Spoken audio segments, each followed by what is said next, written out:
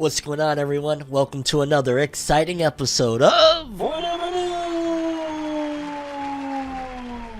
the only news source that provides anything and everything anime and manga related, and we don't bore you. We get into it. Let's do it. No matter how you move, get it done. No matter how you move, get it done. No matter how you move, get it done. No matter how you move, get it done.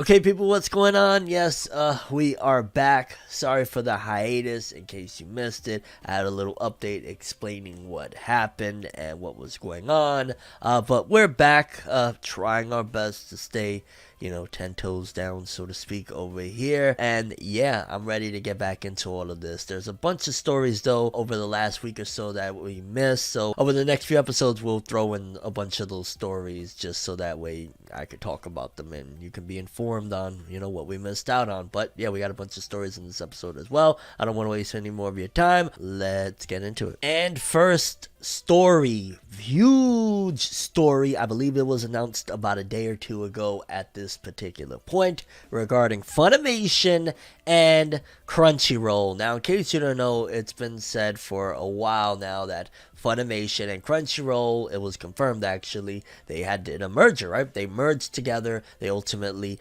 became one under Sony. Sony basically started buying all sorts of stuff, and yeah, it's kind of changed drastically the landscape of anime companies, I guess, in the West at this particular point, because I remember back then too, it was like Funimation, Viz Media, there was like a small little handful, and now there's like Netflix and Sony. It's wild, crazy, but nevertheless, Funimation and Crunchyroll had done a merger. However, up until about a few days ago, they still seemingly almost operated as two separate entities altogether. And what I mean by that is Funimation still had its own app and its library and some exclusives that only were on Funimation, and Crunchyroll likewise as well. And ultimately, Crunchyroll doesn't have a ton of, or didn't have a ton of the dubs that Funimation has, and just in general, their libraries were still kind of the same. They didn't merge into one big thing or anything like that. However, according to this news, it has finally come today,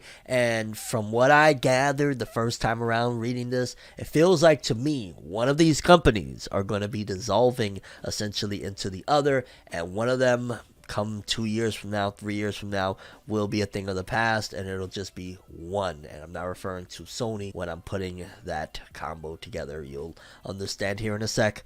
Let's read. Funimation content moving to Crunchyroll for world's largest anime library. Huge news. Anime just powered up. Funimation, which serves millions of anime fans in over 52 countries and 10 languages, will be unifying under the Crunchyroll brand. The move will include Funimation's subsidiary Wakanim, as well as Crunchyroll's VRV, to create one subscription service for our anime fans worldwide. Yeah, so right there, automatically that's saying that they're gonna just probably wipe out in general, like the separation, of course, but also possibly it might birth a new company per se, maybe FunnyRoll or Crunchymation-esque, if that makes any sense. What does this mean? This means all your anime all on one platform starting today. Tons of shows and movies from Funimation and Wakanim will begin arriving on Crunchyroll. I've never even heard of Wakanim, but okay.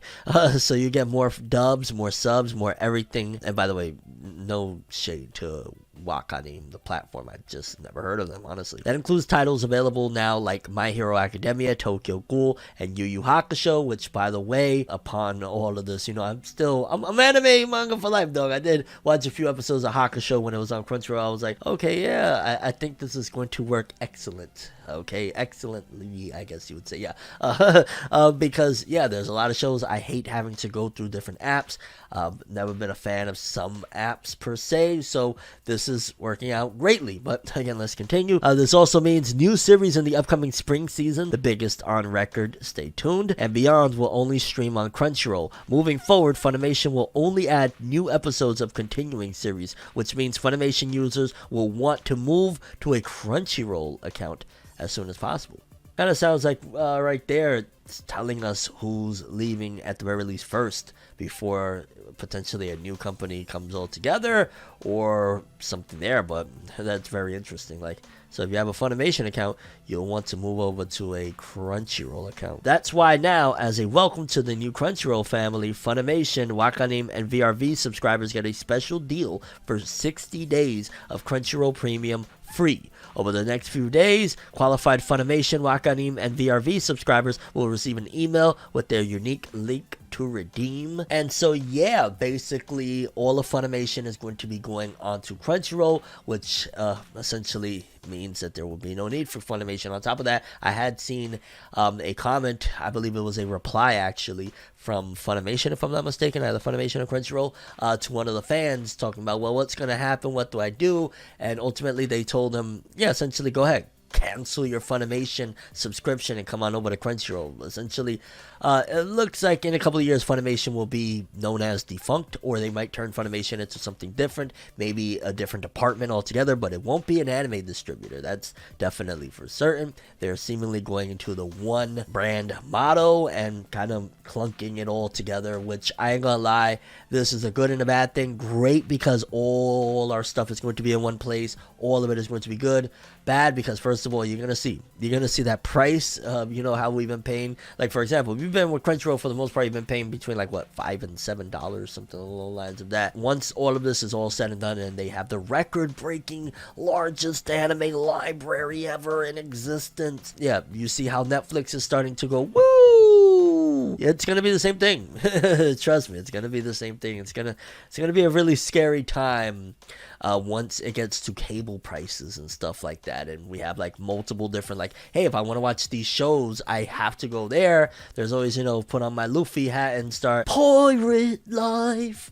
But it's gonna be interesting to see. Just there's so much change happening in the anime distribution landscape, where companies are going under, companies are selling off. What we just talked about, Sentai Filmworks sold to AMC, which I didn't see that one coming. And again, it's going to be interesting. Man, it's going to be a sad day if ever Discotek Media were to ever really disappear, man, because they really are a cool company, man. They license the titles that, you thought were forgotten, nobody cared about, or just in general didn't perform the greatest, but there's a lot of hardcore fans like Beelzebub and Katekyo Hitman Reborn. Like, shout out to Discotek. I don't know, small little ad there, but yeah, well, not ad. No, I wasn't paid to say that. I just wanted to do that because I really rock with what they do and stuff like that. But yeah, Funimation and Crunchyroll merger really going to the next level in terms of, it seems as though Funimation is going to be going away and its library is going to be going over to Crunchyroll, and that could mean, again, the monopoly part is starting to take effect, where how many more anime companies are there out there? How many can even give competition, especially in the streaming world, where Netflix was already a giant before anime. Now that they're in the anime realm, they're putting a lot of money into things like securing the exclusive rights to JoJo's Bizarre Adventure and stuff like that, like Funimation and Crunchyroll. Wow, Funimation. Again, what would you put the name as if they do decide to dissolve one and eventually dissolve the other into one big company? Funnyroll, Crunchymation, something totally different? Let me know in the comments, lads. But moving on. Next up, Dr. Stone fans, it is with heartbreaking news that I bring this to you, and I believe this is about to happen this upcoming Sunday. Dr. Stone is officially ending. Dr. Stone is officially done this upcoming Sunday. It says here that Dr. Stone by Richiro Inagaki and Boichi has officially ended with chapter 232 in Weekly Shonen Jump issue number 14 after 5 years of serialization. I am honestly shocked. I ain't gonna lie, I'm kind of wow, yo, because we just talked about, and I just said, yeah, it's 2 chapters, but it really was 2 chapters and it's really over, and they were talking about the climax not that long ago. Wow. And the wait for the anime, maybe that's why they pushed back the anime. Maybe they're gonna just do one big run. Maybe the anime they were gonna keep going with like 11 more episodes, and then Inagaki and Boichi were like, we're ending it soon, let them know. And they were like, oh, okay, plans changed. Now we're probably going to get something really rushed. I'll be honest with you. Maybe they threw out there pre-production and everything, and they're gonna just go crazy with the anime. Who knows though? Who knows? But then also, I guess just a little bit of news is that Dr. Stone will receive a special manga chapter before the Dr. Stone Ryusei TV anime special airs in summer 2022. So you could look forward to at least another chapter incoming. But yeah, that's the end of Dr. Stone, and I am not caught up to the manga at all. I am anime only. I don't know if I will. I'll just keep it honest with you. There's just not enough time, and Dr. Stone is one of those things where I really enjoy the anime, although I know the manga's better. I know. But yeah, wow, it's really over. I know some of the dudes that I know that rock with Dr. Stone very heavily, like the guys at Project Manga. Woo! Sorry, boys, it is done. And by no means am I making fun of y'all, because I know I'd be heartbroken as hell. Like, when Black Clover comes to an end, eventually I'm gonna be heartbroken as hell. You know what I'm saying? So definitely not making fun of you, because when the anime ends of Dr. Stone, I'm gonna be sad as hell too. I just hope, oh my god, I hope this isn't a case of like what happened with Promised Neverland, how the manga ended abruptly, like not abruptly, but kind of, you know what I'm saying? There was a lot of turmoil towards the end of that. Then all of a sudden we got that flash animation. Oh, for the love of God, don't go that way. But yeah, people, it is official. Dr. Stone, it is over. Done. Wow, like, I ain't gonna lie, these are two creatives between Boichi and, I was about to end the segment, but real quick, these are two creatives between Boichi and Riichiro Inagaki that I am looking forward to their next work. Because first of all, whatever is illustrated by Boichi is going to look godlike, you know that, and Riichiro Inagaki created something very different and unique with Dr. Stone. So yeah, I'm looking forward to whatever they got. I'm going to be on board, especially, I'll keep it honest with you, I want to see more of that art. That Boichi art is beautiful. Yeah. Okay, people, next up. Now, it was actually updated and confirmed what's going on with Fullmetal Alchemist. Y'all know in a recent episode of Forever News, we talked about that ultimately there was an image and a release for a big Fullmetal Alchemist 20th anniversary project, and it showed Scar and his arm, and the arm looked real. It looked like this was supposed to be like potentially for a live action project. Now we got info on it, what's going down. Let's read and we'll talk about it. Fullmetal Alchemist anime's leads narrate live action sequel film special trailer. The official website for the live action Fullmetal Alchemist films began streaming a special trailer for Hagane no Renki Jutsuchi, aka Fullmetal Alchemist Final Chapter, The Avenger Scar, and Fullmetal Alchemist Final Chapter, The Last Transmutation, the two upcoming sequel films on Wednesday. So there's going to be two films. Wow, there's been a little bit of info since last time. I thought this was an update following that announcement. But yeah, it says the trailer features narration by Romy Park and Ri Kugimiya, the voice actresses of Alphonse and Ed Elric in the anime. The original manga creator Hiromu Arakawa is creating a new illustration for the bonus to be detailed later that film goers will receive, and there's an image there of Ed with like his arm broken. So I believe this is going to be, if I'm not mistaken, covering the finale of Fullmetal Alchemist. Maybe the live action didn't do that, and this is these two films that, because yeah, there's going to be two. There's The Last Transmutation, and then there's the one about Scar. Seems, it's going to be depicting the story's final battle, and it opens on June 24th. Keep it real, I've heard nothing but bad things for the most part about the Fullmetal Alchemist live action. I probably watched years ago, maybe like 15 minutes, and I fell asleep. I was like, no, I'm gonna go have a little bit of a nap now, lads. You know what I'm saying? So I don't really remember much of it, and everybody says that it stinked. So I don't know. What am I supposed to say? Like, I'm not looking forward to this. I don't think that there's many people that are looking forward to this. Maybe there are. I don't know. Maybe let me know out there. If anybody watching this right now, Fullmetal Alchemist fans, are you excited for this? Are you looking forward to this film? These two films, the final films with Scar and the final chapter and all that jazz. What did you think about? Because I heard some people were complaining like Winry's hair was not blonde, I think, or something like that. I don't know. It's just a mess. It's a mess. But yeah, so June 24th in Japan, they'll be depicting the story's final battles. But I don't know. I'm not excited for this. I'll just keep it real. I don't want to lie to you guys, but maybe some of you are, and I don't want to dampen that experience either. So for Fullmetal Alchemist fans, you can look forward to the final two films, which again, I don't know what else you could really do with this IP, honestly, considering what people want is more story, unless you open up the wound of Ed and Al that they just went through a living nightmare and have something else pop up from a different dimension and say that, you know, the rules of equivalent exchange has been changed and they lost their body and arm again. Like, you could do stuff like that, but it would just feel like such a slap in the face to all of the hardship they went through if, oh, it's no, yeah, no, yeah, no happy ending, no. But yeah, there's that. Fullmetal Alchemist live action films, more of them incoming. Next up, people, we got the weekly Shonen Jump author comments. Let's take a look. We got Boichi from Dr. Stone. It's been 5 years with this amazing, beautiful, hot, and dynamic series known as Dr. Stone. It's crazy to think. Wow, man, I'm still shocked that it's, over. Wow. Then we got Yuto Suzuki, Sakamoto Days. I bought a good pillow. I haven't used it yet, but I'm hoping it improves the quality of my sleep. Okay. We got Eiichiro Oda, creator of One Piece. All meat gets softer by soaking it in salt water. I can't wait to try this technique for a barbecue. I feel like that's a metaphor for what's about to happen in the One Piece manga. Okay, I'm like a chapter behind because I haven't even been able to read the chapters as of recent. So yeah, I'm gonna see what that's about. But that sounds like a new technique with Luffy. Okay. Then we got Kohei Horikoshi, author of My Hero Academia. My Baishoujo figure collection is a little embarrassing, so I keep it in my refrigerator. The lighting is good. What? Alrighty then, we got Hajime Komodo. There's a thing called sky burial where birds scatter your remains. I want to do cat burial. Meow, meow. What? Bizarre as hell. Alrighty then, Hajime Komodo. I think being a mangaka is starting to get to you, fam. It's kicking in. Then I wanted to read this one by Hideo Shinkai, author of the new serialized series Earthchild.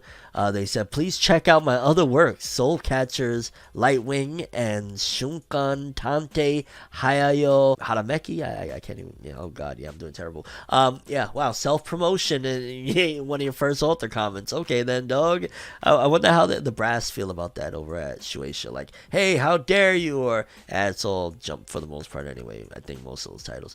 Then we got a long one from Gary Akutami, author of Jujutsu Kaisen. I've been slowly gaining weight on a 3 steps forward, 2 steps back schedule, but now I may have gone too far to come back, and boy do I feel it. I've been just reckless lately. Forgive me my boy, cause I know you're my temple. Alright. Doran by Gen Osuka. My green and hard tomatoes ripen to red and soft in just a few days. Veggies are amazing. Okay, want to note that he's second to last in the author comments. Interesting. And then dead last again, which is very terrible. Yujikaku Ayashimon. I'm thinking I really should have used the week off to think up a bunch of comments for this section. Hey, keep it up. You might not be in this section much longer there, buddy. Just throwing that in there. I'm not gonna lie, it's not looking good for both of them, and I like both of them, especially Ayashimon. I might start backing off. I might just start, like, because again, I'm already feeling the heartbreak incoming. I might just back off and say, you know what, no. I don't know. We'll see. I'm a little bit behind on Doran. I'm about a chapter behind, I think, or 2 maybe, on Ayashimon. Just want to throw that in there. They're in the back of the magazine. That's never ever a good sign. And yeah, Yujikaku, think of some comments. See, it's gonna be the last chapter of Ayashimon, and he's gonna be like, damn, I still can't think of anything. Yes, I finally found one. I'll tell you in the next chapter. Oh, there is no next chapter. Okay, people, next up, just a small little update from the creator of Bleach, something that he did that's really dope. Y'all know with all the situation that's going on with the Ukraine and Russia. Terrible stuff going on over there. The creator of Bleach, to show some support to Ukraine, drew a special illustration of Ichigo from Bleach, and I ain't gonna lie, I absolutely love this one. Like, this is what I'm saying. Like, this isn't a conventional colored one, like, supposed to look like real life or anything like that, or like, the anime, or, this is being very abstract with the coloring. It meshes so freaking well. The blues look so good together with the yellow, and just in general, it looks awesome. I absolutely love it. Shout outs to Kubo. You know, I love seeing authors, you know, taking a stand in their beliefs. I know it's a scary thing to do because you never know what's going to happen in this climate of cancel culture and all that stuff. But yeah, this is really, really dope. I absolutely love this. Again, shout outs to Tite Kubo, and holy shit, yo, the year of Bleach return, and it feels more and more real with every update we get of Bleach, you know, considering we've had stretches of what feels like years of no updates on Bleach. Now getting all this really cool stuff from Club Outside with Tite Kubo, which almost feels like Kubo's like just, oh my god, it not even almost feels like it is. It's obvious that Kubo is really a great marketer. The fact that he knew, well, okay, we signed the contract, Bleach is returning for the anime, let me open up some side hustle so I can ride that wave while it's going. Like, yo, this is my baby. I created Bleach, okay? So if y'all gonna put out that anime, yeah, that's gonna be a cool bag. I'm sure they gave him some money and all that good stuff for the license fee and all of that jazz. Ultimately, yo, he could go cake up on a whole side thing. This could be a great start to Tite Kubo doing other things that maybe could lead him outside of Bleach. Maybe he don't want to do Bleach no more. Maybe he only really wants to do it here and there. Maybe this could lead to other opportunities. Maybe this could lead Kubo to doing fashion. Maybe this could lead him to other avenues, because now he's not doing a serialized work. It's just his work is taking life from, you know, what he did years ago now at this particular point, and he could use it to market himself as outside of just Bleach. Maybe he wants to do something else, or maybe he wants to go, you know, there's so many different ways, and I can tell that probably Kubo feels free, and that's why we're not getting a rushed, you know, Burn the Witch 2. Like, it's like, hey, it'll happen when it happens, because I'm enjoying creating when I want to create and how I want to create. And again, just shout outs to this artwork. I can't stress enough. This looks freaking amazing. Okay, people, and lastly, we got a few updates for Dragon Ball Superhero. For starters, there was a new trailer that was recently released showing more butt kicking with Piccolo and Gohan, and I've heard all sorts of really cool stuff. But then also we got this visual. It says here, Dragon Ball Superhero movie second key visual reveal. The movie scheduled for April 2022 of 2022, or April 22nd of 2022, shall I say. And this image is of those two Alpha and Gamma looking Red Ribbon Army characters versus Piccolo and Gohan. And I've heard some really funny hubbub about Piccolo and how he's going real light skin lately. Like, don't tell me they're doing Piccolo the light skin treatment now. Come on, Piccolo, what y'all doing there? We see y'all, but nah, I'm pretty sure it's the lighting from his hand beam in that shot. And ultimately, it looks freaking awesome. The shot at the very least. I wish, you know, the movie was gonna look like this. Like, I keep it a buck, and I'm always going to say it. I rather just keep it real, because I feel like there's also a lot of validity to what I say when I say that this is the least excited I've been for a Dragon Ball film. With all of that being said, I'm still the least excited. Like, that looks awesome. That's not, first of all, what we're getting in the film. It's going to look a little different, because CG looks a little different than that, you know, in motion and whatnot. I don't even know, man. I'm just thinking about it. It's kind of like burning me up a little bit of like, this looks so cool. If this was like in the animation style of Broly, I would have zero complaints. And maybe this is a thing that is going to be just a learning curve, because I feel like CG is unfortunately here to stay, and we're going to have to get used to it, and it kind of sucks. But I feel like unless we all collectively work together to, like, you know, really band together and say, hey, we want this to make moves, I don't know. This is the least I've heard people talking about a Dragon Ball movie as well. So there's that. There'll be like one conversation about, oh, look at Gohan. Oh, he's with Piccolo. Like, and I think that that's also what they're banking on. Like, forget about the 3D stuff. What about your nostalgia for Gohan and Piccolo and their relationship? Like, look at that. Like, I think that's the moves that they're trying to make. And I don't know. Also, there's rumors about Cell returning and stuff. So we'll see. Either way, yeah, new Dragon Ball Superhero movie visual. The visual looks really cool. I am, to a certain degree, at the very least out of curiosity, definitely interested in watching this film. And I'm going to watch this film. It's just, also, Toei's lately been way out of pocket. Way out of pocket. They've been doing too much, so yeah, there's that. But yeah, people, those were all the stories we have for today's episode. Curious what you guys think. Most important story, favorite story, anything I didn't cover, anything you want me to cover in future episodes. It felt great to be back. I'm not even gonna lie, it feels great. This is always, you know, it's so much fun. It's honestly just so much fun to sit here, talk about stuff, the updates of the stuff that I love, bring the information to you guys, and just be be back doing what I love. Yeah. That's all I have for this one. Thanks for watching. I'm ForneverWorld, and as always, people, have an awesome day. And remember the golden rule: anime and manga for life, boy. Have an awesome day. Peace in, and you guys just watched another episode of FORNEVERNEWS. Have an awesome day.